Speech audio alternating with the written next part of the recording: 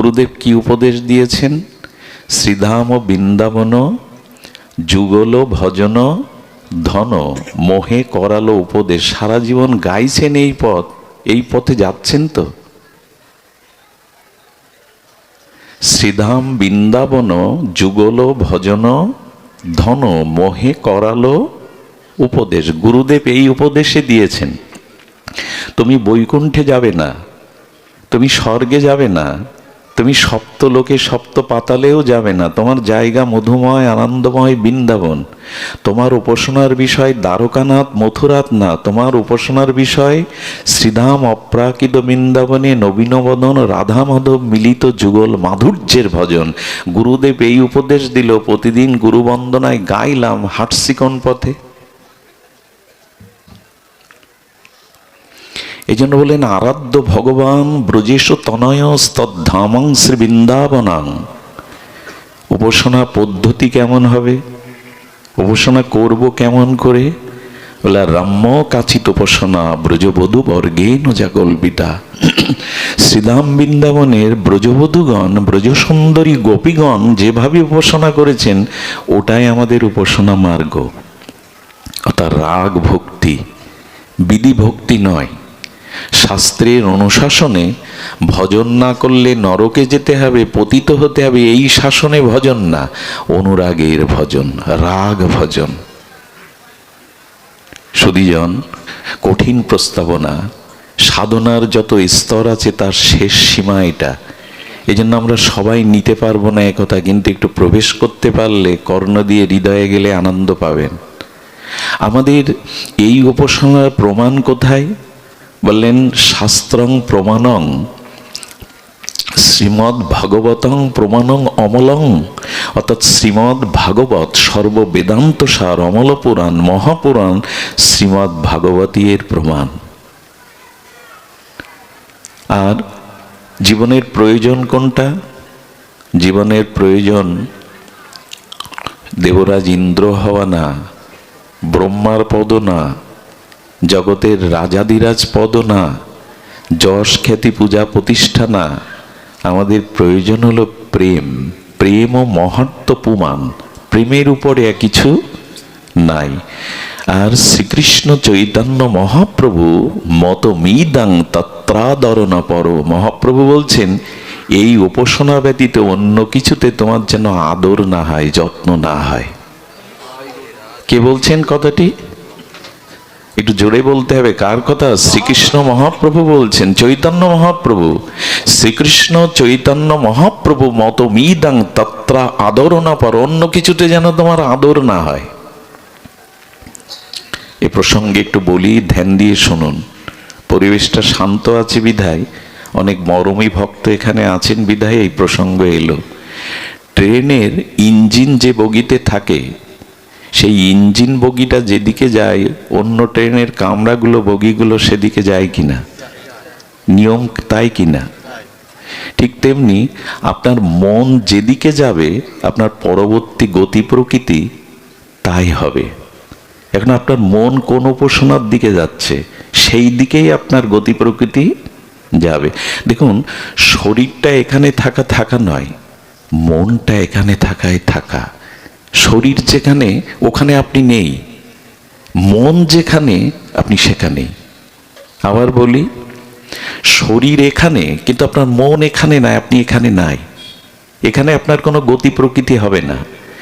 যেখানে মন, আপনি সেখানেই আছেন। দুই বন্ধু ছোটবেলার, একই সাথে বেড়ে উঠেছে, গলাগলি, মত বিনিময়। একজন ভজন পথে আর একজন ভগবত বিমুখতার পথে মদ নারী নিয়ে পড়ে থাকে। কত বছর পর দুই ছেলেবেলার বন্ধুর সখাত দেখা। এখন যার যে আসক্তি, সেখানেই তো টানবে। হরি হরি করে, রাধা রাধা করে জীবন খাটালি নিরামিষকে, চল আজ একটু মদ খেয়ে ফুর্তি করি। ও বলছে, না তুই চল আমার সাথে একটু ভাগবতে। যে যার যেখানে টান, আসক্তি, বগি যেখানে, সেখানে তো পেছনটা যাবে, টেনে নিয়ে যাবে। তো দুজন দুজনার পথে চলে গেল। যার যে জায়গা, মদ যে খাচ্ছে, বাইজি নাচছে, কিন্তু মন ওখানে নাই। সারা জীবন পাপ করলাম, সারা জীবন ভোগের পথে গেলাম, একই সাথে বেড়ে উঠেছি, বাল্যবন্ধু সে এখন ভগবৎ শ্রবণ করছে সাধুদের মাঝে, ওর মন ওইখানে পড়ে আছে। আর যে কীর্তনে গেছে, হঠাৎ মনে হলো সারা জীবন তো ভগবতেই কাটালাম, একদিন একটু জাগতিক আনন্দ নিলে ক্ষতি কি হতো? কে কোথায় আছে? আপনার মন যেখানে আপনি সেখানে, শরীর যেখানে আপনি সেখানে নয়। এই জন্য আচার্যরা, শিক্ষকরা, গুরুজনেরা, পিতামাতারা কোনো উপদেশ দিতে গিয়ে একটা শব্দ প্রয়োগ করেন, মন দিয়ে শুনছ তো? শোনে কি দিয়ে? শ্রবণ ইন্দ্রিয় কি? মন দিয়ে শুনতে বলছে কেন? শ্রবণ করি তো চোখ দিয়ে না, হাত দিয়ে না, কর্ণ শ্রবণ ইন্দ্রিয় বলে কেন মন দিয়ে শোনো? এর কারণ হলো কর্ণ শ্রবণ ইন্দ্রিয়, কিন্তু মন যুক্ত না হলে কর্ণ শুনতে পাবে না। দেখুন, কারোর সাথে কথা বলতে গিয়ে বলবেন তুই কি বলছিলি, আবার বল, আমার মন এদিকে, কান তো ছিল, মন ছিল না। এখন আপনার মন যে উপাসনার দিকে আপনার গতি প্রকৃতি, সেদিকেই যাবে। সুধীজন, আমরা খুব বড় বেশি বিচার করি যে প্রকৃত সতীসাধ্যী কুলরমণীর একজনই পতি হয়, ওই জায়গায় আর কাউকে সে বসায় না, বসলে তার সতীত্বের হানি হয়। স্বপ্নেও পরপুরুষের কল্পনা সে করে না, জন্য এই জন্য তিনি মহাসতী। তা আমরাও কজনের চিন্তা মনে করব? সকালে একজনের, দুপুরে একজনের, রাতে একজনের। আমাদের দুর্দশা কেমন জানেন?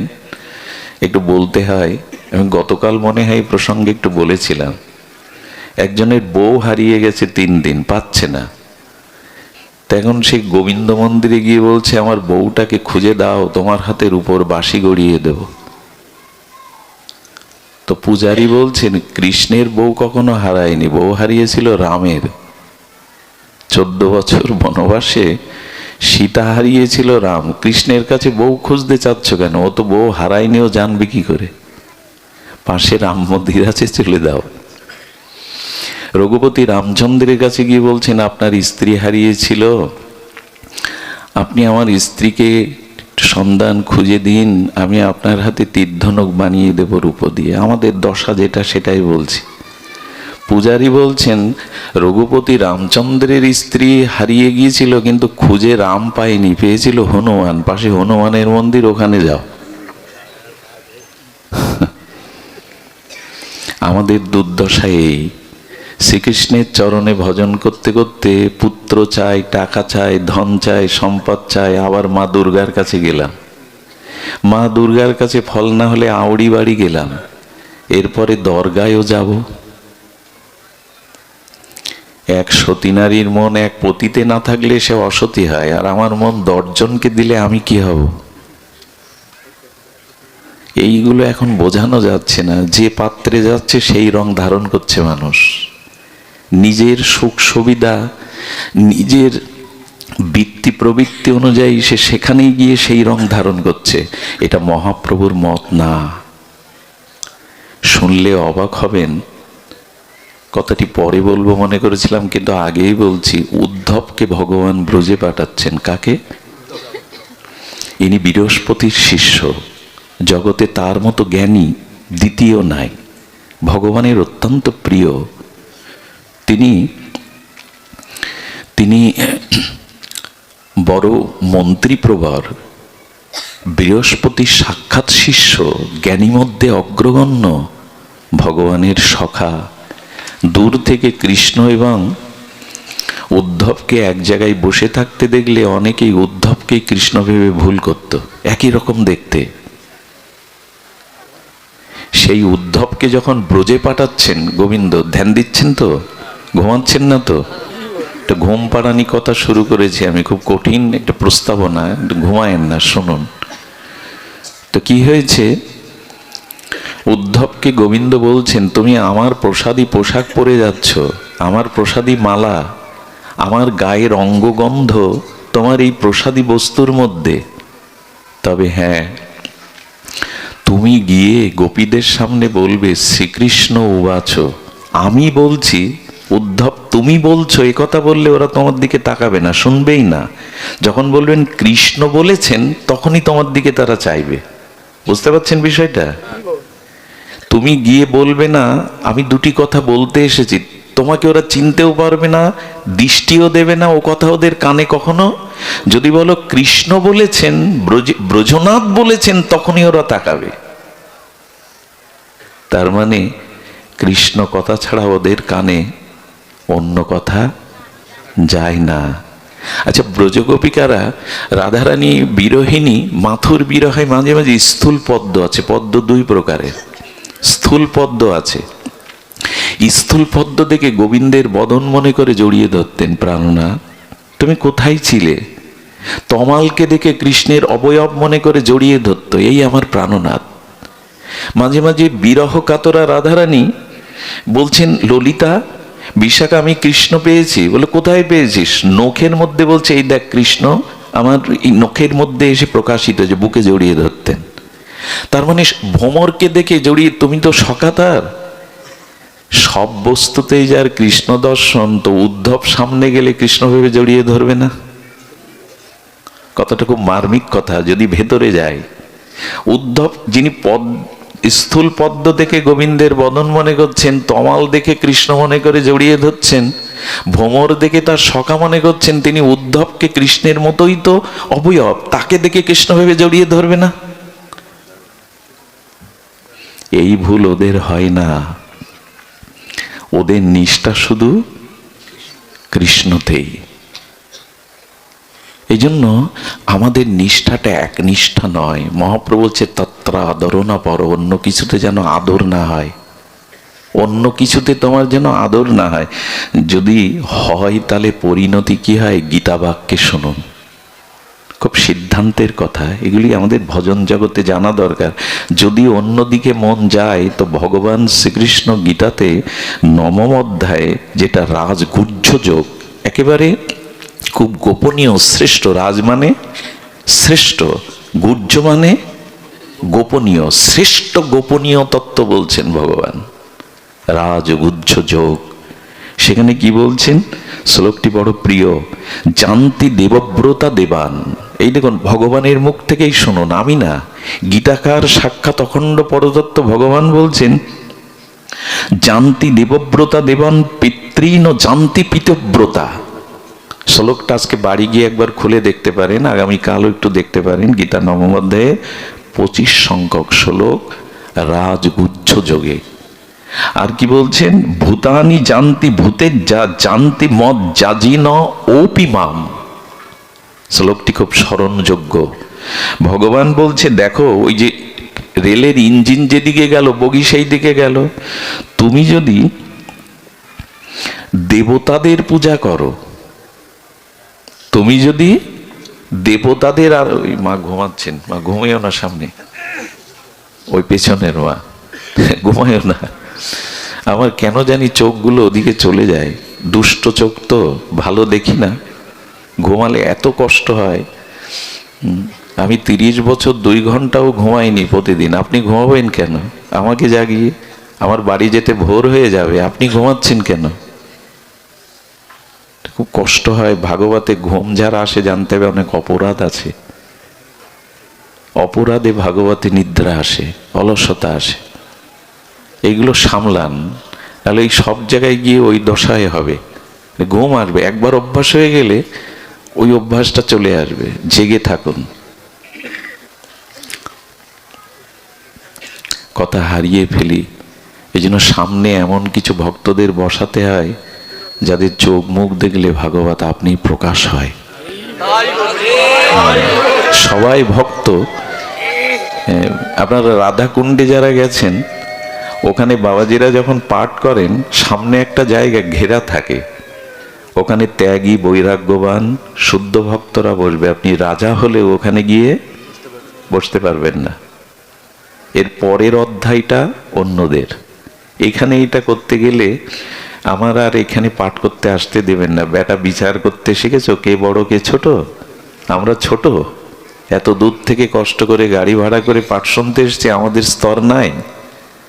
কিন্তু একবারও বুঝি না যে আমার থেকে একদিনও যিনি বেশি ভজন করেন তিনি আমার প্রণম্য, তিনি আমার শ্রেষ্ঠ। এটা বলা আছে শাস্ত্রে। এই জন্য শাস্ত্র কি বলছেন? জানতি দেবব্রতা দেবান। ভগবানের মুখেই শুনুন, যারা দেবতার আরাধনা করে তারা যাবে কোথায়? দেবলোকে। দেবলোক চান আপনি? তো মুখে বলছেন চান না, পেলে বোঝা যেত চান কিনা। আমরা বলি স্বর্গ চাই না, যদি স্বর্গের সুখ দেখতেন না, পারিজাত পুষ্প দেখতেন, মেনকা উর্বশীর নৃত্য দেখতেন, আর যদি অমৃত পেতেন, চাইতেন কিনা তখন বোঝা যেত। পাই না তাই বলছি চাই না, পাই না তাই বলছি স্বর্গ চাই না। আরে স্বর্গ কি হবে? আমরাও বড় বড় কথা বলি, কি হবে স্বর্গে গিয়ে? অপরাধ যদি না নেন, একটা কথা বলি, এখনো কোনো সুন্দরী যুবতী রমণীকে দেখলে চোখের দৃষ্টি ফেরাতে পারি না, আর উর্বশী দেখলে কি হবে? খুব সহজ। স্বর্গ চাই না, স্বর্গ চাই না মুখে বললেই হলো। স্বর্গ আসলে পাই না, ওই রকম সুকৃতি পুণ্য নাই। কিন্তু স্বর্গে যাওয়ার ইচ্ছা রাখবেন না, কারণ স্বর্গের যে ইন্দ্র, তারও মৃত্যু ভয় আছে।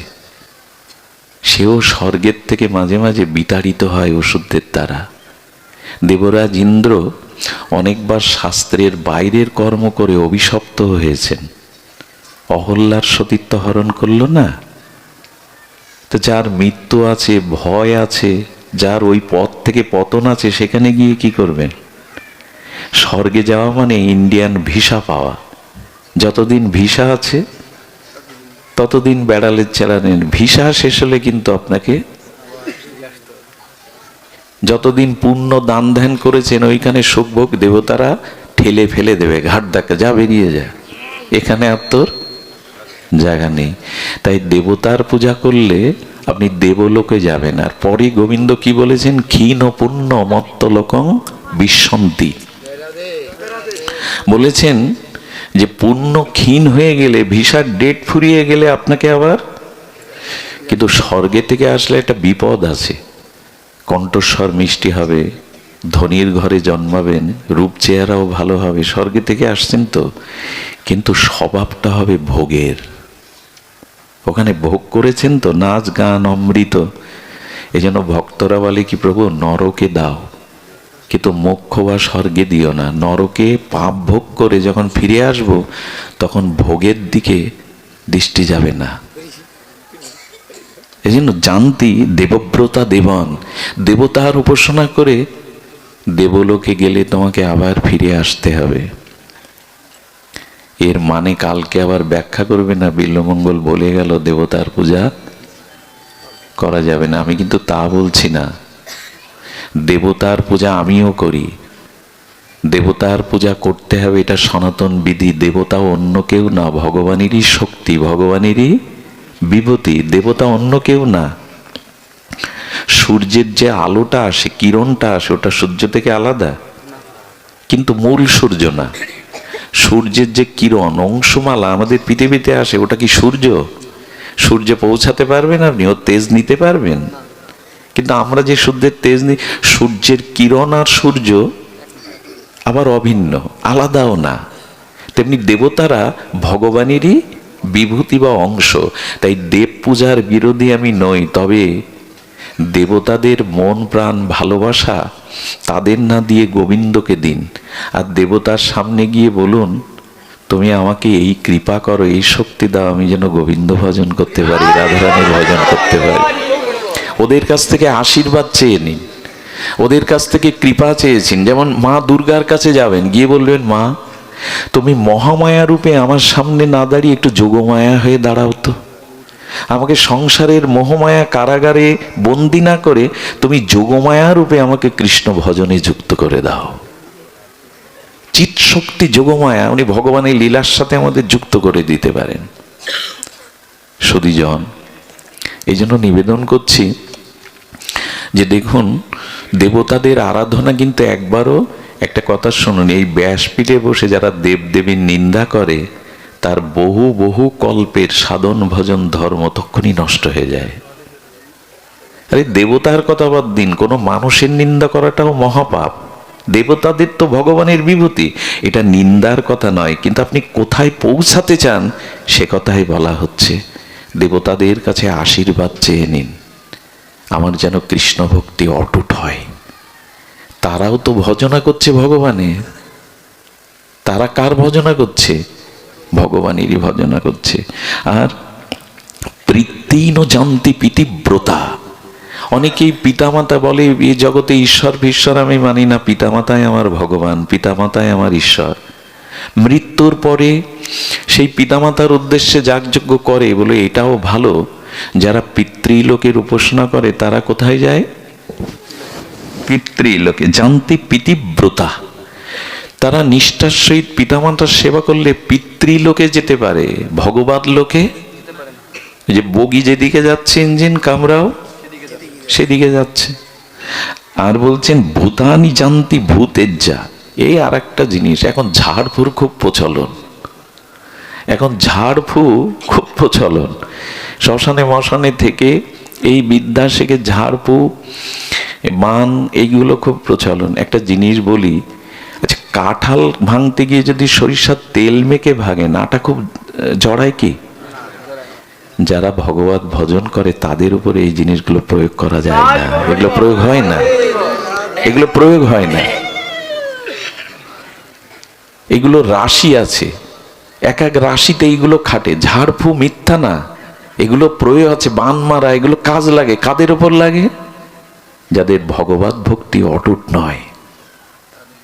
আরে ধ্রুবের মা জিজ্ঞাসা করছে, দেবর্ষিপাদ 5 বছরের বালক আমার, ধ্রুব যে বনে গেল, কত বাঘ ভাল্লুক আছে, হিংস্র জীবজন্তু আছে, ও বেঁচে আছে তো? 5 বছরের বালক গভীর জঙ্গলে সাপাত সংকল্য হিংস্র জীবজন্তু আছে। বললো মা, তোমার ধ্রুবকে রক্ষা করার জন্য শিব ত্রিশূল নিয়ে মা দুর্গা দশপ্রহরিণী হয়ে অপেক্ষা করছে। কারণ যারা গোবিন্দ ভজন করে দেবতারাও তাদের রক্ষার জন্য প্রস্তুত হয়ে যায়, সেখানে রক্ষা করে তাদের। যে সব রাশির মানুষকে বান মেরে ঝাড়পু দিয়ে আপনি কাবু করতে পারবেন না, এইসব ওখানে খাটে না। ঢাল থাকলে তলোয়ার চালালে ও দিয়ে প্রতিবন্ধকতা সৃষ্টি করা যায়। হরির নাম কেমন শক্তি জানেন? ও তো মন্ত্র। ওরা কি ঝাড়ে? ওরা যারা মন্ত্র বান মারে তো বানের দ্বারা, মন্ত্রের দ্বারাই তো মারে। আর হরি নাম কি? ওটা মন্ত্র, আর এটা কার শক্তি বেশি? এর উপর ভরসা করছেন না কেন?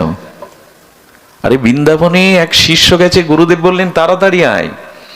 বাবা অনেকেই দেখতে পাচ্ছেন, আপনি বসুন, তাড়াতাড়ি আয়। শিষ্যকে দ্রুত দেখে গুরুদেব বললেন এই জপের মালা নিয়ে ওই গাছতলায় বসে জপ কর। যতক্ষণ আমি নাম বিশ্রাম দেওয়ার আদেশ না দেব নাম বিশ্রাম দিবি না, যা জপ কর, নিরন্তর জপ কর। করতে করতে সন্ধ্যা হয়ে যাচ্ছে, ক্ষুধা লেগেছে, গুরুদেব তো বলে না বিশ্রাম দিতে। হঠাৎ দেখছে ঘূর্ণায়মান ঝড়ের মতো একটা ঝড়, মাঝখানে কালো বিকট একটি মূর্তি। বললেন কে আপনি? বলে আমি সাক্ষাৎ মৃত্যুজন, তোমার আয়ু ফুরিয়েছে, নিতে এসছি। তো নিতে এসছি তা ভেবে ঘুরছো কেন? বলে যতক্ষণ নাম না বন্ধ করছো ততক্ষণ আমি তোমার ভেতরে প্রবেশ করতে পারছি না, আমি তোমার মধ্যে প্রবেশ করতে পারছি না। এই মন্ত্রের এমন ক্ষমতা, এখানে জমও দাঁড়িয়ে যায়, অপেক্ষা করতে থাকে। উনি বললেন গুরুদেব বলেছেন তিনি নির্দেশ না দিলে নাম বিশ্রাম আপনাকে অপেক্ষা করতে হবে। অনেক পরে চলে গেল, গুরুদেবের চরণে এসে পড়লে বলল যা, এই যে আয়ুটা পেলি আজ তোর আয়ু শেষ ছিল, এই আয়ুটা ভজনে কাজে লাগা, যা নামে কাজে লাগা। এই মহামন্ত্র যাদের কাছে, অন্য মন্ত্র কি বান মারবে আপনাকে? সুধীজন এই জন্য বললেন এই ভূত প্রেত ওঝা এই করতে করতেই আমাদের জীবন গেল, মহামন্ত্র নেওয়া হলো না। আর এই সব যারা জানেন, অনুরোধ করছি তারা অন্যের ক্ষতির জন্য এগুলো প্রয়োগ করবেন না, এর পরিণাম ভালো না।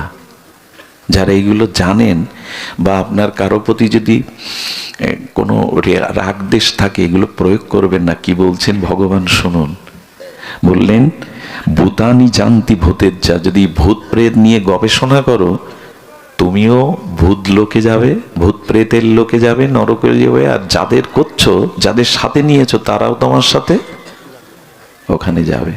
খবরদার এইসব প্রয়োগ করতে যা, মানুষের যাতে হিত হয় তাই করুন।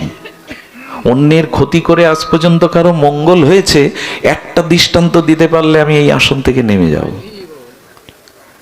অপরের মঙ্গলই নিজ মঙ্গলের প্রসূতি। অপরের মঙ্গল চিন্তায় আপনার মঙ্গল বয়ে আনবে। অপরের অমঙ্গল চিন্তা করে আজ পর্যন্ত কারো মঙ্গল হয়নি, এ কথাটা আমরা কবে বুঝবো? আপনি অপরের কল্যাণ না করলে আপনার কল্যাণ শুরুই হবে না। অপরের মঙ্গল চিন্তায় নিজ মঙ্গলের প্রসূতি। প্রসূতি মানে সৃষ্টি হবে মঙ্গল তখনই। জানতি মদ জানো অপিমাম। এইবার ভগবান বলছেন যে আমাকে ভজন করে সে আমাকেই পায়, তাকে আর কোথাও যেতে হয় না। যে আমাকে ভজন করে সে আমাকে পায়। আচ্ছা, এই কথা তো গীতায় বলা আছে, আব্রহ্ম ভুবনালোকা পুনরাবর্তিনা সহার্জুন মামপ্রেত্য তু কন্তেও পুনর্জন্ম ন বিদ্যতে। ভগবান বলছেন যারা আমার উপাসনা করে তাদের আর পুনর্জন্ম নিতে হয় না। ব্রহ্মালোকে গেলেও ফিরে আসতে হবে, দেবলোকে গেলেও ফিরে আসতে হবে, পিতৃলোকে গেলেও ফিরে আসতে হবে। যে আমার চরণ আশ্রয় করে তাকে আর পুনঃ পুনঃ। এই জন্য জগৎগুরু শঙ্করাচার্য তিনি বিবেক চূড়ামণিতে বলেছেন, পুনরূপী জননম পুনরূপী মরণম পুনরূপী জননী জঠরে শয়নাম ইহ সংসারে খলু দুস্তরে কৃপাহি পারে মোরারে ভজ গোবিন্দম ভজ গোবিন্দম ভজ গোবিন্দম মূঢ়মতে। এই বারবার মাতৃগর্ভে জন্মানো আর মরা, এই জন্ম মৃত্যু অভিশাপ চক্রে আর আসতে হবে না। ও মূঢ়মতি মন গোবিন্দ ভজন করো, গোবিন্দ ভজন করো। শঙ্করাচার্য নির্বিশেষ বাদী আচার্য এই কথা বলেছেন, ভজ গোবিন্দম ভজ গোবিন্দম ভজ গোবিন্দম মূঢ়মতে। সুধীজন, এখানে ভগবান আরো বলেছেন অন্য দেব দেবতার উপাসনা এটা করলে ভগবানের কাছেই যাওয়া যায়। বৃষ্টি হলো আকাশ থেকে, আর নালা দিয়ে খাল বিল দিয়ে জলটার শেষ গতি কোথায়? সমুদ্রে। তুমি যে দেব দেবীকে শ্রদ্ধার সহিত পূজা করো তা আমার কাছে, তাহলে তো মিটে গেল। এই তো সমাধান, দেবদেবীর পূজা তো মিটে গেল, করলে তো ভগবানের কাছে যাচ্ছে। আচ্ছা, এখানে দেখবেন সরস্বতী পূজা, লক্ষ্মী পূজা যাই করেন, পুরোহিত ঠাকুররা এসে কি বলে জানেন? ওং অপবিত্র হওয়ার জন্য কি মন্ত্র বলে? ওং অপবিত্র পবিত্র বা সর্বাবস্থাং গত অবিবা যৎ সরেত পুণ্ডরীকাক্ষ সবাহ্য অভ্যন্তর। এটাই তো প্রথম সূচি হওয়ার মন্ত্র। পুণ্ডরীকাক্ষ মানে ভগবানের নাম নিল। ভগবানের নাম না নিলে ভেতরে বাইরে পবিত্র। এসছে দেবতার পূজা করতে, পবিত্র হওয়ার জন্য কার নাম নিচ্ছে? পুণ্ডরীকাক্ষ। আসমান করতে কি কে বলে? কার নাম নিচ্ছে? নম সরস্বতী, নম বিষ্ণু, এই নম সরস্বতী, নম লক্ষ্মী, এগুলো বলে তো। আর মন যখন পূজায় বসে কি বলে জানেন? মাধব মাধব বাছি, মাধব মাধব হৃদি, সরন্তি সাধব সর্বকার্যেষু মাধবম। সব কাজ মাধবের উদ্দেশ্যেই আমি করছি। মাধব মাধব বাছি বলছি কি? সবকিছু তো ভগবানের নাম। আপনি সরস্বতী লক্ষ্মী পূজাতে ভোগ নিবেদন করবেন, কি বলবেন ওখানে? এই তৎ সম্প্রদান নাই, এই তৎ দধিপতায়, এই তৎ শ্রী বিষ্ণবে নম, এই তৎ লক্ষ্মী দেবভাই। ভগবানকে নিবেদন না করলে ওটা লক্ষ্মী দেবী সরস্বতী দেবী নেবে না। দেখিয়ে দিচ্ছে কি ওনারা। এই জন্য ভগবান কি বললেন জানেন? যে অন্য দেব ভক্তা যজন্তে শ্রদ্ধান্বিতা তে হপি মা বিবকন্তেও যজন্ত বিধিপূর্বকম অপূর্বকম। এখানে বলছেন দেবদেবীর পূজাও আমার আরাধনা, কিন্তু সেটা বিধিপূর্বক নয়, অবিধিপূর্বক। আচ্ছা, দেবদেবীর উপাসনা করলে উপাসনা ভগবানের কাছে পৌঁছায়, কিন্তু উপাসক ভগবানের কাছে পৌঁছাতে এ খুব গূঢ় কথা। এগুলো রাধাকুণ্ডেই এই আলোচনাগুলো হয়। বিশেষত আমরা সাধারণ নিতে পারি না, ক্ষেত্র আছে তো, সবখানে সবকিছু কষ্ট পাবেন না। কি বলছেন? অবিধিপূর্বক বলছেন গোবিন্দ, স্বয়ং গীতাকার ভগবান। কেন বলছেন? উপাসনাটা ভগবানের কাছে পৌঁছালো। ওই লক্ষ্মী দেবীর পূজাও তো, সরস্বতীর পূজাও, কার্তিক পূজাও, মনসা পূজাও তো ওই নাম নিতে হচ্ছে, ভগবানকে নিবেদন করছে, এটা ভগবানের কাছে পৌঁছাচ্ছে। কিন্তু যিনি পূজা করছেন তিনি ভগবানের কাছে যেতে পারবেন না। পূজা আরাধনা পৌঁছাচ্ছে। যেমন বৃষ্টি মেঘমালা থেকে পড়লো হিমালয়ে, হিমালয়ে গড়িয়ে গড়িয়ে জলগুলো সমুদ্রে যাবে। হিমালয়ে যাবে তো, হিমালয়ে যাবে তো সমুদ্রে। বোঝা গেল কথাটি? বৃষ্টির জল হিমালয় থেকে গড়িয়ে নদ নদী দিয়ে সাগরে গেল। আপনার উপাসনাটা গেল ভগবানের চরণে, কিন্তু আপনি, এই জন্য বলছেন অবিধি পূর্বকম। আরেকটা কথা বলা যায়, এটা খুব সুন্দর দৃষ্টান্ত মনে এলো। অলসতা আসছে না তো আপনাদের? আমি তো শেষ রাত্রের যাত্রী, আসি রাত্র দ্বীপ্রহরে। আপনারা মেনে নেন, এই জন্য আমার ভাগ্য ভালো। আমি ভাবি কবে পেটাবে আমারে গেলে, রাত 10টায় পাটে যায়, কবে পেটাবে। হ্যাঁ, লাঠি নিয়ে এরা পেটাবে, কিন্তু ধৈর্য আপনাদের বলিহারি।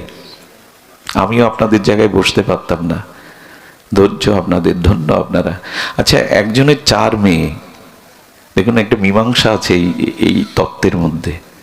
একজনের বিয়ে দিয়েছে একেবারে বিসিএস ক্যাডার কোনো জজ বা ম্যাজিস্ট্রেটের সাথে। তো ওনাকে অনেকেই সাহেব বলে, আর ওনার স্ত্রীকে কি বলে? অনেকে মেম বা মেম সাহেব বলে। আর একটা মেয়ে, মেজ মেয়ের বিয়ে দিয়েছে। সে মেজ মেয়ে 3য় শ্রেণীর কর্মচারীর সাথে বিয়ে হয়েছে। ভাগ্য যার যেমন, বিধিলিপি যেভাবে লিখেছে। তো ওকে বাবু বলে, নায়েবকে অনেক সময় বাবু বলে, 3য় শ্রেণীর কর্মচারীকে বাবু বলে, আর বাবু আনি বলে ওনার স্ত্রীকে। সেজো জামাই বিয়ে দিয়েছে, বেটা মদ খেতে খেতে ভিখারি হয়ে গেছে, এখন ভিক্ষা করে। ওনার স্ত্রীকে কি বলবে? একটু বলুন, কি বলবে? ভিখারিনী। 4 বোন কিন্তু এক বাবার।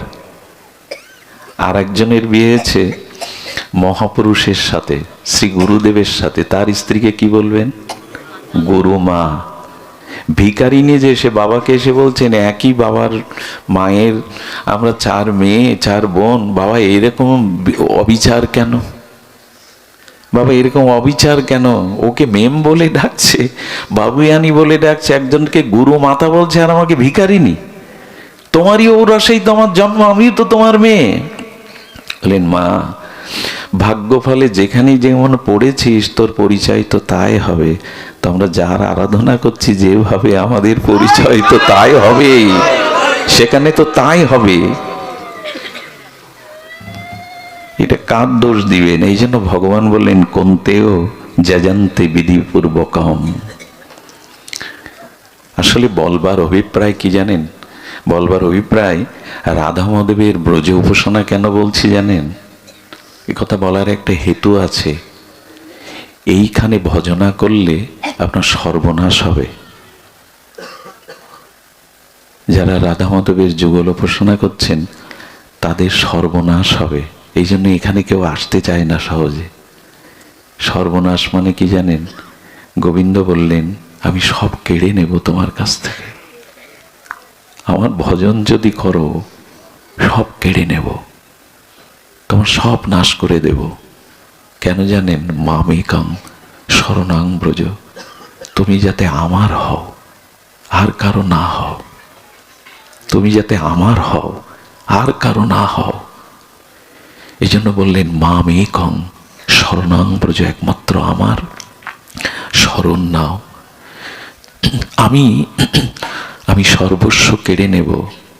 ভগবান এক জায়গায় উদ্ধব প্রশ্ন করেছেন, প্রভু তুমি যাদের কৃপা করো, কোন লক্ষণে বোঝা যাবে তুমি কৃপা করছো? বলেন, আমি তার ধন সম্পদ কেড়ে নেই। সহ্য করতে পারবেন গোবিন্দ উপাসনা? মানুষ ধর্মকর্ম পূজা পার্বণ করবে কি ভিখারি হওয়ার জন্য? ধন দৌলত হবে, মান সম্মান হবে, এই জন্য ধনং দেহি, যশং দেহি, পুত্রং দেহি। তো বলছেন, কেন ধন কেড়ে নাও, কেন ঐশ্বর্য কেড়ে নাও কেন? কৃষ্ণ ভক্তদের দিকে তাকান, প্রায় সব কাঙাল। আরে বাল্যবন্ধু সুদামা তার স্ত্রীকে 20 বছরেও কাপড় কিনে দিতে পারেনি। সুদামা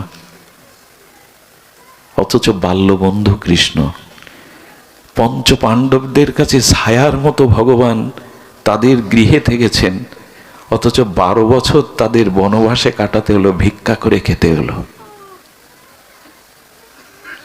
লক্ষ্য করেছেন? বিদুর এত বড় মহাত্মা, তার ঘরে গোবিন্দে গেলে খাওয়ার কিছু নেই, বনের থেকে এক কলার ছড়া কেটে এনে খোসা খাওয়াতে হচ্ছে, খুদ খাওয়াতে হচ্ছে। কেন তোমার এই বিচার? তোমাকে যারা ভালোবাসে তাদের সব কেড়ে নাও কেন? কেড়ে নেই কেন জানো? এই জগৎটা মায়া দিয়ে গড়া, তো ত্রিগুণময়ী মায়া। এই জন্য যার খুব অর্থ আছে, রূপ আছে, ক্ষমতা আছে, তার পাশে আত্মীয় স্বজন লোকজন ভিড় করে, তার মনটা ভাগ হয়ে যায়। এ আমার, সে। দেখবেন এই গ্রামে যদি খুব বড় কোনো প্রতিষ্ঠাবান লোক থাকে, বাইরে এই গ্রামের লোক বলে উনি তোমার কাকা, উনি তোমার আত্মীয়, কিন্তু ওনার কাকা যদি ভ্যান চালায়, এই পরিচয় আমার কাকা অমুক গ্রামের চেয়ারম্যান, এই কথা বলতে খুব গর্ব হয়, কিন্তু আমার কাকা ভ্যান চালায় বাজারে। গোবিন্দ বললেন, টাকা হলে, রূপ হলে, সম্পদ হলে পাশে সবাইকে ভাবে। ফুলে মধু আসলে যেমন ভ্রমর আসে, আর ওরাই তোমার মনটাকে ভোগবিলাসে মায়া মোহতে টেনে নেবে। অর্থটা কেড়ে নেই কেন জানো? অর্থ ফুরায়ে গেলে তোমার পাশে আর কেউ আসবে না, কেউ আসবে না। রূপ ফুরিয়ে গেলে তোমার কাছে বিকালের ঝরা ফুলে ভ্রমর এসে আর বসবে না। যে জঙ্গলে আগুন লেগে ঘাস তৃণ পুড়ে যায়, ওইখানে হরিণাথ থাকে না। যে গাছে পাতা নেই, ফল নেই, ওখানে পাখি বাসা বাঁধে না। অর্থ কেড়ে নিলাম মানে আর আপন আত্মীয় স্বজন কেউ আসবে না। তখন মনে হবে ভগবান ছাড়া তোমার কেউ নেই, ভগবান ছাড়া তোমার কেউ নেই। এটা মেনে নিতে পারবেন তো? এই ভজনে আসলে সর্বনাশ হয়ে যাবে। এই জন্য সহসা এই পথে সবাই আসতে চায় না। আচ্ছা, ভগবান বিপরীতে আবার বলেছেন, অর্থ আমি সবার কেড়ে নেই না, আমার ভক্ত দেবার অর্থও আমি দেই। অম্বরীশকে দিল না, ধ্রুব মহারাজকে দিল না, রাজা করে দিল না, প্রহ্লাদকে দিল না। এই বাবা, প্রহ্লাদকে দিল না, দিল কি না? এই যে তোমার কথার মিল কোথায়? বলছো অর্থ কেড়ে নেয়, এবার প্রহ্লাদকে, ধ্রুবকে, অম্বরীশ মহারাজকে রাজা করে দিল। বললো যেখানে অর্থ দিলে ভক্ত, ওই ভক্ত নিজের ভোগে না লাগিয়ে আমার সেবায়, ভক্ত সেবায়, কল্যাণে লাগায়, আমি সেখানে অর্থ দিয়ে দিই, ওর দ্বারা আরো ভক্তি হয়, ওর দ্বারাই তার ভক্তি আরো। এই জন্য রামকৃষ্ণদেব বললেন, যার আছে সে মাপো, আর যার নেই সে জপো। যার অর্থবিত্ত নেই সে ভগবান ভগবান করতে থাকো, জপতে থাকো। আর যার আছে সে সৎ কাজে, মঙ্গল কাজে, ভগবত কাজে, ভগবত সেবায় মাপো, দিতে থাকো। দিলে বাড়বে, দিলে কল্যাণ হবে, রেখে দিলে শেষ হয়ে যাবে। যাকে দিলে ভক্তি বাড়ে তাকে ভগবান দেন, আর যাকে দিলে ভক্তি কমে তার কাছ থেকে, এটা একমাত্র ভগবানের করুণা, ভগবানের কৃপা। আচ্ছা, বাজারের মোড়ের মাথায় যে দোকান আছে, ওখানে 5 টাকা দিয়ে ব্লেড চাইলে দোকানদার দেবে, বাচ্চাকে দেবে। এটা ব্লেড দিন তো, বাচ্চাকে দিয়ে দেবে। মার কাছে ধারালো ব্লেড চাইলে শিশু দেবে? দোকানদার ওর পরিণতির চিন্তা করছে না, কিন্তু মা করে। গোবিন্দ দেখে এর কাছে যশ খ্যাতি সম্পদ দিলে আমাকে ভুলে যাবে, এই জন্য কেড়ে নেয়। আপনি যা চাইছেন ভগবানের কাছে সব দেবে না, যাতে মঙ্গল হয় তাই দেবে। এই জন্য এই উপাসনায় সকলে আসতে চায় না। আরে কাঁদবো নাকি? ভিখারি হব নাকি? কাঙাল হব নাকি? গাওয়ার সময় বলি আমি কাঙাল, হ্যাঁ আমি কাঙাল, গাওয়ার সময় বলি, অথচ কাঙাল হলে তখন সহ্য করতে। গাইছেন কি সুধীজন? এই জন্য এই ভজনের মাধুর্য এটি অপার। এই ভজনে প্রেম হয় একমাত্র যুগল উপাসনা। মহাপ্রভুর মতে এই উপাসনার মধ্যে বিশুদ্ধ প্রেম হয়, যে প্রেম ব্রহ্মাও পাননি। শুনে রাখুন, কেন এই যুগল উপাসনার কথা বলছি, কেন রাগ ভক্তির বলছি। যে প্রেম আনন্দ সিন্ধু ব্রহ্মা না পায় এক বিন্দু, ব্রহ্মাও পায়নি। এই যে কথা আমরা প্রস্তাবনা করছি আজকের এই বক্তব্যে, এটা ব্রহ্মাও পায়নি, দেবতাদের তো দূরের কথা। সেই প্রেম মহাপ্রভু দিতে এলেন। আর সেই গুরুদেব পেয়ে, সেই পরম্পরা পেয়ে, সেই ভজন পেয়ে আমরা 10 দিকে ছুটছি। যখন যে যাকে পাচ্ছি তাকে নিয়ে ছুটছি। একটা জিনিস শুনুন, শাস্ত্রে এই বলেছে, আপন আপন স্থানে প্রীতি সবারে। আপনি যার সঙ্গ করবেন তার মন কিছুটা আপনাকে টেনে নেবে। এই জন্য প্রাতঃস্মরণীয় বন্দনীয় ছিল বৈষ্ণবপদ বাবাজি মহারাজ বলেছেন, আমাদের অন্য কোথাও যাওয়ার জায়গা নাই। আমরা অন্য কোথাও, আমরা বৈকুণ্ঠে যাব না, আমরা দ্বারকায় যাব না, আমাদের ধাম প্রাপ্তি। আমরা বৃন্দাবন ছেড়ে, নবদ্বীপ ছেড়ে, হরিনাম ছেড়ে, যুগল উপাসনা ছেড়ে আর কোথাও আমাদের যেন গতি না হয়, আমাদের যেন গতি না হয়। এই জন্য শাস্ত্রে বলেছে, ভজন যদি এগোতে চাও তাহলে প্রথম অবস্থায়, প্রাপ্তিক অবস্থায় সজাতীয় ভক্তের সঙ্গ করো, সজাতীয় কথা শোনো। তা না হলে কিন্তু বিপদে চলে যাবে, ওই টেনে নেবে, ওর প্রতি আকর্ষণ, ওর টান তোমাকে টেনে নিয়ে যাবে। সুধীজন, এই জন্য আমাদের একটু সতর্কতার প্রয়োজন। বলছিলাম কেন জানেন, প্রেম একটি অনন্য জিনিস। এখানে বলেন প্রেম ও মহাত্ম প্রমাণ, অর্থাৎ প্রেমের উপরে আর কিছু। আচ্ছা, ভগবান বড় না প্রেম বড়? কোনটা বড়? হ্যাঁ, কারণ প্রয়োজন তত্ত্বে বলতে সে সম্বন্ধ অভিধেয় প্রয়োজন বলতে সে মহাপ্রভু বলছেন প্রেম প্রয়োজন। একবারও বলেননি ভগবান প্রয়োজন, কৃষ্ণ প্রয়োজন।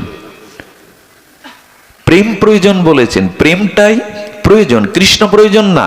তার কারণ কি জানেন, প্রেম যদি কারো হৃদয়ে থাকে তাকে ভগবানের পিছনে ছুটতে হবে না, ভগবান ওই প্রেমের জন্য তার পিছনে ছুটে বেড়াবে, ভগবান তার পিছনে ছুটে বেড়াবে। ওই বিন্দুমাত্র ভক্তের হৃদয়ের প্রেমে ব্যাকুল হয়ে ভগবান তার পিছনে ছুটে বেড়াবে। মৌনি শান্তং নির্বৈর বলছেন, যারা মুনি, যাদের কোনো প্রাণীর প্রতি বৈরিতা নাই, যারা সমদর্শন, যারা অন্যের অপেক্ষা করে কৃষ্ণ ভজন করে না, গোবিন্দ বলছেন এই ভক্তের পিছনে চলি যাতে ভক্তের পাদ ধুলো আমার গায়ে এসে পড়ে। ওইটুকু প্রেমের জন্য ভগবান ব্যাকুল হয়ে ওই ভক্তের পিছনে ছুটে বেড়ান। প্রেম বড় ভগবান, কারণ বিনা প্রেম সে নাহি মিলে নন্দলালা। প্রেম আছে বলেই ভগবান আছেন। আর এই প্রেম কৃষ্ণকে দিন। আমি সময় বেশি নেওয়ার অধিকার নেই, কিন্তু এবার ধ্যান দিন। আমরা মূল প্রস্তাবনায় ফিরে আসছি। ভগবত যুগল ভজন কেন? কারণ এই ব্রজ প্রেম যা ব্রহ্মাও পাননি, সেই প্রেম মহাপ্রভু অকাতরে বিলিয়ে দিলেন। পাত্রাপাত্র ন বিচারণ ন কুরুতে ন চ ভিক্ষং। মহাপ্রভু বলেন, এবার পাত্র অপাত্র দেখব না, আমি কাকে দেওয়া উচিত কাকে দেওয়া উচিত না এটাও দেখবো না, সবাইকে দিয়ে দেব। বন্যা এলে কি আর খানার জল, ড্রেনের জল আলাদা থাকে? বন্যার জল সব একাকার করে ছুটিয়ে নিয়ে যায়। আমি তাই দিতে এসছি, এটা তোমাদের প্রাপ্য। যে রস গুপ্ত সিন্ধু ব্রহ্মা না পায় এক বিন্দু, সেই প্রেম দিতে এলেন মহাপ্রভু।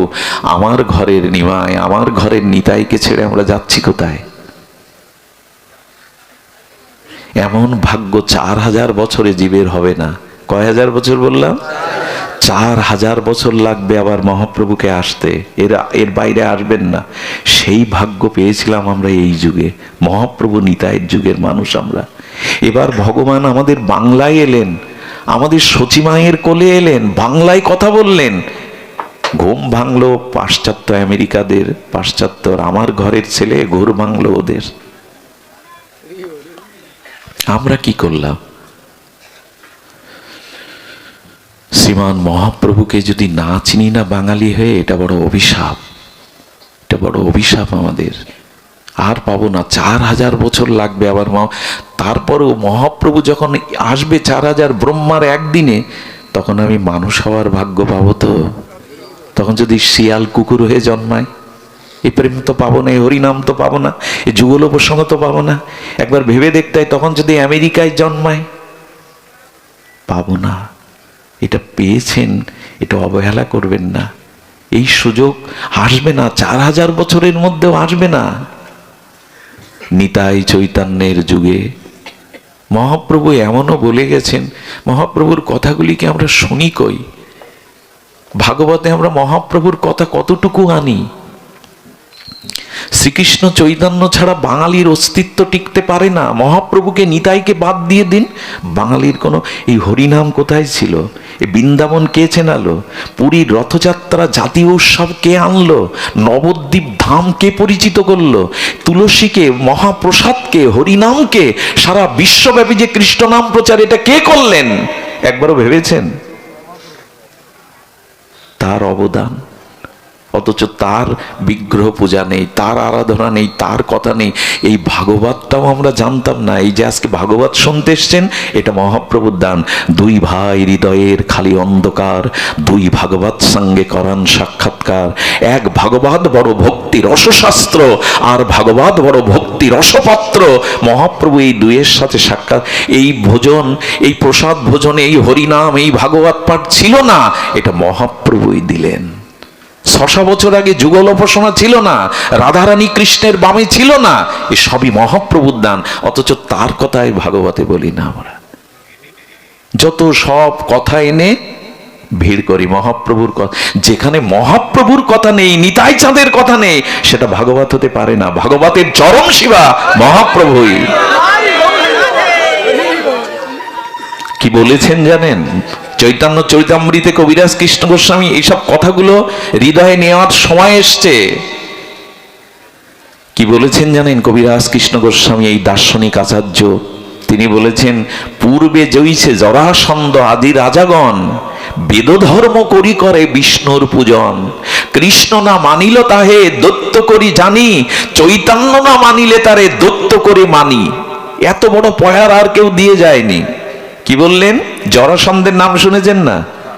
মগধ নরেশ, মানে এখন যেটা বিহার রাজ্য, এই বিহার রাজ্যের রাজা ছিলেন রাজা জরাসন্ধ, পরাক্রমশালী। এই বিহারের মগধ, এই রাজা জরাসন্ধ বিষ্ণু পূজা করতেন। কার পূজা করতেন? বিষ্ণু পূজা। ব্রাহ্মণ সেবা না করিয়ে মুখে জলও দিতেন না। কিন্তু তাকে দৈত্য বলা হলো। জরাসন্ধ, কংস, শিশুপাল, এদেরকে কি বলা হয়? দৈত্য। কেন জানেন? কৃষ্ণকে মানল না বলে। তেমনি এই যুগে চৈতন্যকে যেন মানবে না, বলা হয়েছে তাকে দৈত্য করি মানি। মহাপ্রভু ছাড়া এটা এই ভাগবত কে শেখালো, কে জানালো আমাদের? অথচ তার কথা নেই। দেখুন, কৃষ্ণ কথাই কথা, আর সব বৃথা ব্যথা। কৃষ্ণ কথাই কথা, আর সব যেখানে ভগবানের কথা হলো না। একটা লক্ষ্য করেছেন, এই ফুলের মালা গাঁথার গেনে এখানে একটা এক্সট্রা ফুল দিয়ে শোভা বাড়ানো হয়েছে কেন? লক্ষ্য করেছেন? ফুলের মালার এখানে একটা বড় ফুল দিয়ে গাঁথা হয়, এটাই মালার শোভা। অনেক কথা হলো, অথচ মহাপ্রভুর কথা, নিতাই চাঁদের কথা, যুগলের কথা হলো না। জানবেন মালা গাঁথা হয়নি, মালা পরিপূর্ণ হয়নি, মালা পরিপূর্ণ হয়নি। কৃষ্ণ কথায় ব্যথা দূর করতে পারে, অন্য কথা ব্যথা দূর করতে পারে না। সুধীবৃন্দ, আমি সময় নেব না, বলছিলাম প্রেম চাইতে গেলে ব্রজ প্রেম, এই নির্মল নিষ্কিঞ্চন কেবলা অহেতুকী, এই প্রেম প্রয়োজন। প্রেমটাই প্রয়োজন, ভগবান না। প্রেম প্রয়োজন, কারণ প্রেমের উপাসনায় প্রেমকে, প্রেম ডেকে আনবে যুগলকে, ভগবানকে। ছোট্ট একটু দৃষ্টান্ত দিয়ে বলি, একটু ধ্যান দিন। এইবার মূল প্রস্তাবনা বলেই আমরা বিশ্রাম করব। সেটি হলো, জগতে প্রেম নাই। অন্যকে ভালোবাসলে প্রেম পাবেন না, একরকম অভিশাপ পাবেন। এই জন্য যুগল উপাসনা কেন বলছি, যে কৃষ্ণ বিনা সুখ দিতে নাহি অন্য জন, থাকিলেও বিদ্যাকোটি উচ্চকুলে জনম। হবে না, তিনি ছাড়া প্রেম পাওয়া যাবে না। সুধীজন, মুরলীধারী শ্যামসুন্দর মদনমোহন লাদিনী অধীশ্বরী প্রেমময়ী শ্রীমতী রাধারানীর এই যে যুগল উপাসনা, এই যুগল উপাসনার মধ্যে প্রেম আছে। এই প্রেমে মনটাকে বসানো দরকার। তার কারণ একটি, কারণ জগতে প্রেম নেই। যে রূপের আকর্ষণে, যে মোহের আকর্ষণে আমরা ছুটে বেড়াচ্ছি, এ জগতে প্রেম নাই। শুনে রাখুন, মৈত্রী দেবীকে, খুব মূল্যবান একটু বিষয়, মৈত্রী দেবীকে মহর্ষি যাজ্ঞবল্ক্য বৃহদারণ্যক উপনিষদে বলছেন। কথাটা যদি হজম করতে পারি আমরা, তো তো ভালো, কিছুটা পাবো আমরা, আর যদি মেনে না নিতে পারি কিছু পাবো না। যাজ্ঞবল্ক্য মহর্ষি, ব্রহ্মজ্ঞ, বেদজ্ঞ ঋষি মৈত্রী দেবীকে বলছেন, শোনো দেবী, স্বামী স্ত্রীকে ভালোবাসে স্ত্রীর সুখের জন্য না, স্বামীর নিজের সুখের জন্য। খুব ধ্যান দিতে হবে কথাগুলো। স্ত্রী স্বামীকে ভালোবাসে স্বামীর সুখের জন্য না, নিজের সুখের জন্য। পুত্র পিতাকে ভালোবাসে পুত্রের সুখের জন্য, পিতার সুখের জন্য না, নিজ সুখের জন্য। পিতা পুত্রকে ভালোবাসে পুত্রের সর্বাংশ সুখের জন্য না, সূক্ষ্মভাবে নিজের সুখটা পাই বলে। ভাই ভাইকে ভালোবাসে ভাইয়ের সুখের জন্য না, নিজে সুখ পায় তাই ভালোবাসে। বন্ধু বন্ধুকে ভালোবাসে বন্ধু সুখের জন্য না, নিজে সুখ পায় তাই ভালোবাসে। এ কথা মানতে পারবো আমরা বর্তমান সময়ে?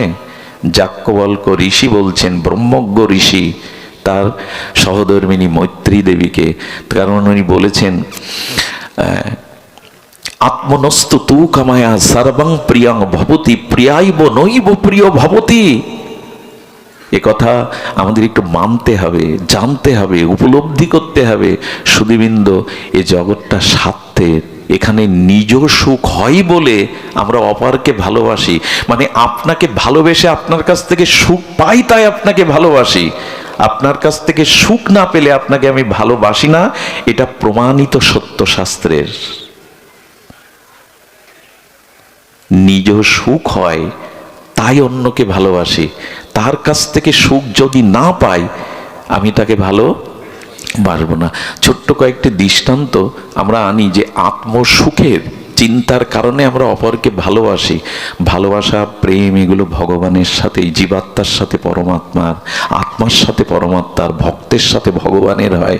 অন্যের সাথে যেটা হয় সেটা ভাঙা বাসা, ভালোবাসা না। কি বললাম শব্দটা? এটা রবীন্দ্রনাথের শব্দ, কবিগুরুর শব্দ। এই জগতে আজ পর্যন্ত পিতামাতা, স্বামী স্ত্রী, বন্ধু ভাই, কারো ভালোবাসা ভেঙে গেছে না এখনো আছে চিরদিন? মানে মরতে তো হয়, যে আগে মরুক, একজনকে তো ছাড়াছাড়ি করতে হয়, মৃত্যু আসে, কাল আসে না, মৃত্যু আসে না। তা ভালোবাসা টিকে আছে কারোর কাছে? কবিগুরু বললেন এটা ভাঙা বাসা, এটা ভেঙে যায়, ধ্বস্ত হয়ে যায়। শিশুকাল কি থাকবে আপনার? যৌবন থাকবে, রূপ থাকবে, এই দেহ থাকবে, থাকেটা কি? আচ্ছা, আপনি যেদিন জন্মালেন ওই দিন স্ত্রী নিয়ে এসেছিলেন? স্ত্রী স্বামী নিয়ে এসেছিল? এর আগে পিতামাতার সাথে নিয়ে এসছেন না এসে পিতামাতা করলেন? মৃত্যুর পর ছেলেরাই তফসিল অফিসে গিয়ে বলবে বাবার নাম কেটে দিয়ে আমার নাম বসান, বলবে কি না? কাছারি গিয়ে, তফসিল অফিসে গিয়ে। মৃত্যুর পরেও সম্বন্ধ রাখবে না? আগে তো নেই, মাঝখানের এই কটা দিনে তারা তো চিরদিনের না আপনার, কিন্তু ভগবান আপনার জন্ম জন্মান্তরের, ভগবান আপনার চিরদিনের। ভগবান এক জন্মে, ওই সম্বন্ধ পাতানো নয়, ওই সম্বন্ধ তৈরি করা নয়, পাতানো নয়, তৈরি। এইটা বুঝবার জন্যই ভাগবত। প্রেম আর কারো সাথে হয় না, একটু নিজ সুখ পাই তার কাছ থেকে তাই তাকে রেখেছি। সুখ না পেলে আমরা কেউ কাউকে মনে রাখবো না। এর দৃষ্টান্ত নেবেন, শুনুন তাহলে। 3-4টে দৃষ্টান্ত এসছে খুব অপূর্ব। আমাদের দেশের মায়েদের আর তার পতিকে এক জায়গায় করে যদি ভগবান প্রশ্ন করে, মা তোমরা স্বামী স্ত্রী কে কার আগে মরতে চাও? তো নারীরা কি বলে জানেন, মেয়েরা কি বলে জানেন? সতীসাধ্যের বাবা সৌভাগ্যবতী হয়ে জগৎ থেকে চলে যেতে চাই, শাঁখা সিঁদুর নিয়েই। আমরা শুনে মনে করলাম কি দান গো, ওনার আগেই যেতে চাইছে শাঁখা সিঁদুর নিয়ে। এর মূল রহস্যটা আমরা বুঝি না, কথার মার কাছে ভুলে যাই। এবার স্বামীকে বলবে, বললে না না আমিও ওর আগে যেতে চাই। এ কথাগুলোর মধ্যে নিহিত সূক্ষ্ম স্বার্থ জড়ানো। কেন জানেন? স্ত্রী ভাবে উনি যদি আগে চলে যান আমার যে দুর্দশা, আমার যে দুর্দশা আর কে দেখবে? উনি যতদিন আছে ততদিন তো একটা পরিচয়, একটা যোগ্যতা আছে, ওইখানে ওই স্বার্থটা কাজ করে। আমরা আবেগে গলে গিয়ে বললাম, বা কি কি বলছেন, ওনার কত ত্যাগ। আর স্বামী বলে কেন জানেন? কারো যেন বৃদ্ধ বয়সে স্ত্রী হারা না হতে হয়। কি যে দুর্দশা! কারণ পুত্র কন্যা তো এখন বৃদ্ধাশ্রম পেয়ে গেছে, ওরা আপনাকে রাখবে না। আর রাখলে যে লাঠি ঝাঁটা উঠতে বসতে দেবে, ওটা সহ্য করতে পারবেন না আপনি। বুড়ো শগুন মরেও না। এইসব ভাষা আপনার জন্য অপেক্ষা করছে, আমার জন্য। কাল কি একে দেখে না? অনেক স্ত্রী বলতে বলতে বলেও আসে, জম একে দেখে না, এত লোককে দেখে, একে দেখে না। আমি নিজে কানে শুনেছি। এই জন্য চলে গেলে দূর অবস্থার জন্য বলে আগে যেতে চাই। আগে যে কেন যেতে চাই এ আমরা বুঝি না। এই সূক্ষ্মতা, সূক্ষ্ম বিচার ভাগবতে ছাড়া পাওয়া যাবে না। এগুলো শুনতে হবে সাধু মুখে।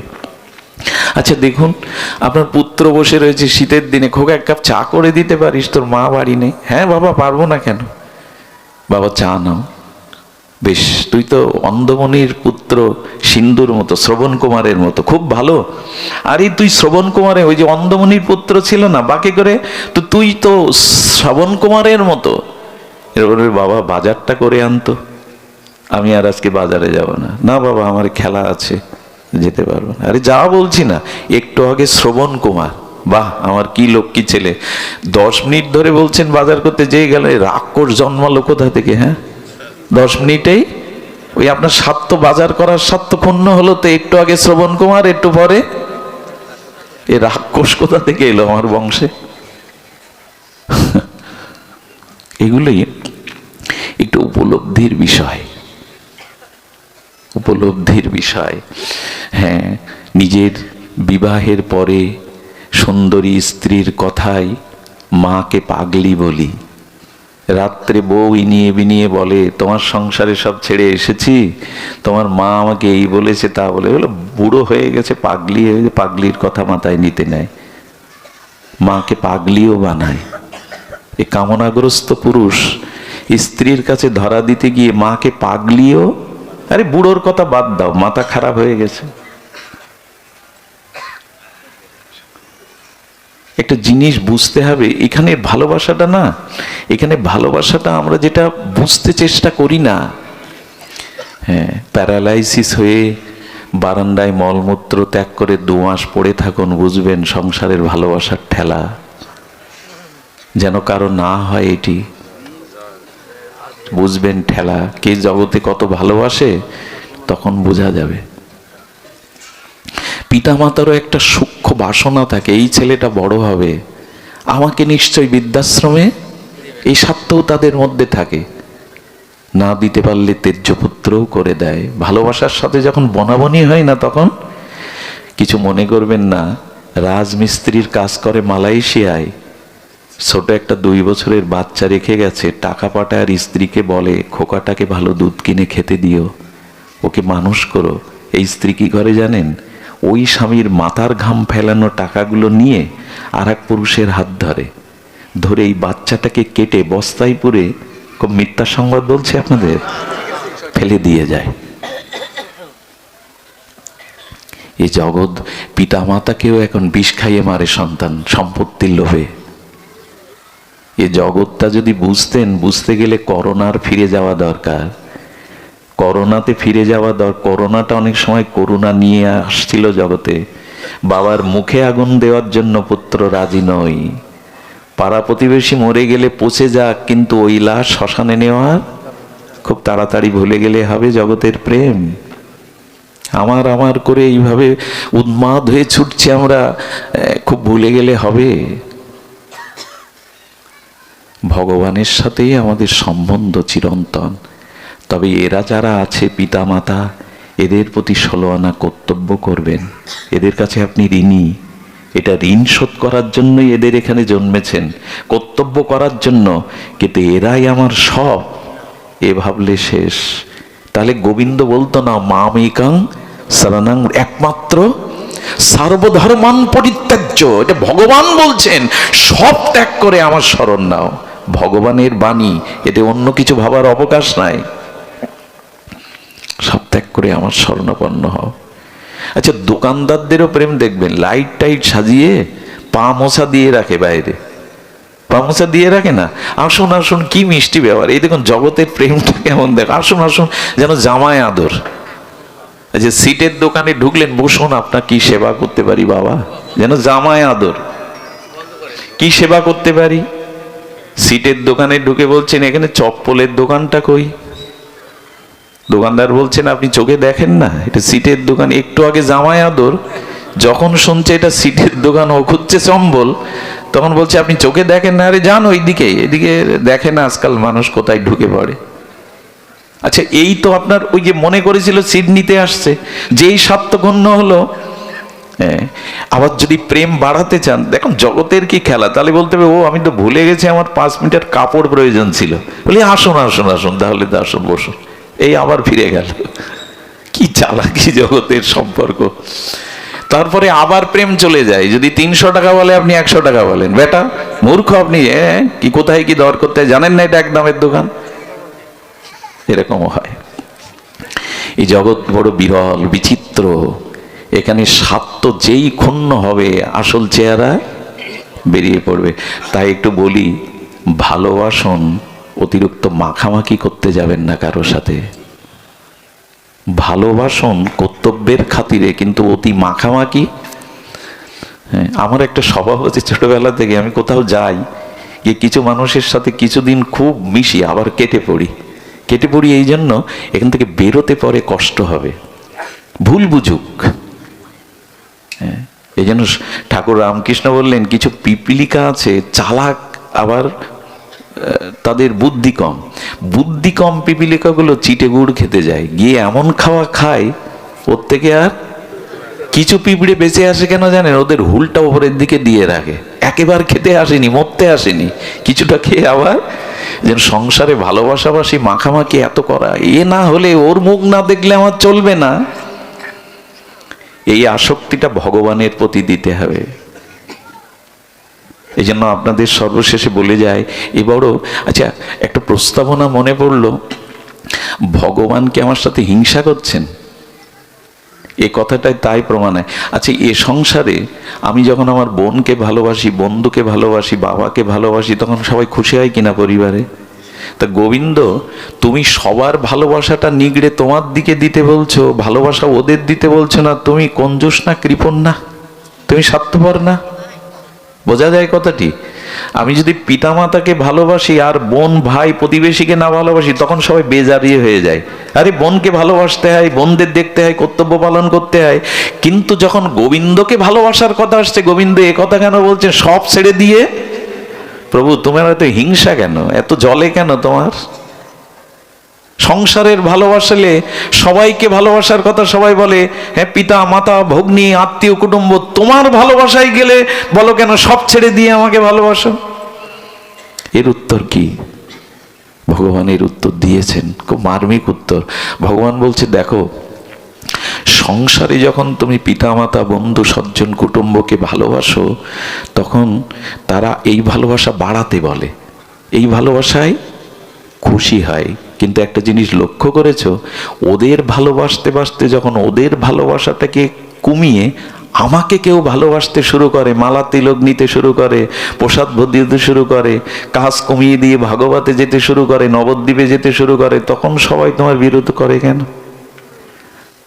আমাদের সনাতন ধর্মে দেখি এরকম বলে, আরে এত ভক্তি ভালো না, অতি ভক্তি চোরের লক্ষণ। আরে একটু ডাকতে হয় ডাকবি, রাত দিন ভাগবতে যাস, রাত দিন এই করিস তা করিস, হ্যাঁ লেখাপড়া শেখ, চাকরি বাকরি কর। তারে আমাদের মানে বৃদ্ধ বয়সেই ধর্মের একটা প্রচলন আমাদের সমাজের মানুষ বুঝে ফেলেছে, যে বৃদ্ধ বয়সেই ধর্মকর্ম করতে হয়।